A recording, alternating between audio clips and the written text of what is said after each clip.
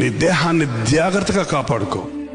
నువ్వేం వింటున్నావో, ఏం చూస్తున్నావో, ఏం మాట్లాడుతున్నావో, వీటన్నిటి విషయమే ఒకరోజు దేవుడికి లెక్క చెప్పాలి. దేవునికి లెక్క చెప్పాలి. దేవుడు ఒకడు ఉన్నాడు, నన్ను చూస్తున్నాడు. దేవుడు ఒకడు ఉన్నాడు, నేనేం విత్తుతున్నాను అది కోస్తాను. దేవుడు ఒకడు ఉన్నాడు, ఆయనకి నేను లెక్క చెప్పాలి అనే దైవ భయం లేదు.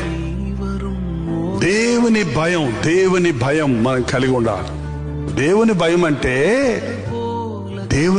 నన్ను దేవుడు ఎంత ప్రేమించాడు, నేను ఇది చేస్తే నా దేవుడు బాధపడతాడేమో అనే భయం. ఏం భయం?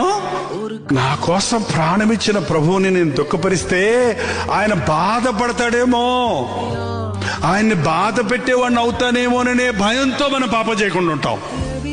ఆయన బాధపడతాడు, బాధ పెట్టకూడదన్న భయంతో మనం సాతానికి చోటు ఇవ్వకుండా ఉంటాం. అది దైవ భయం అంటే.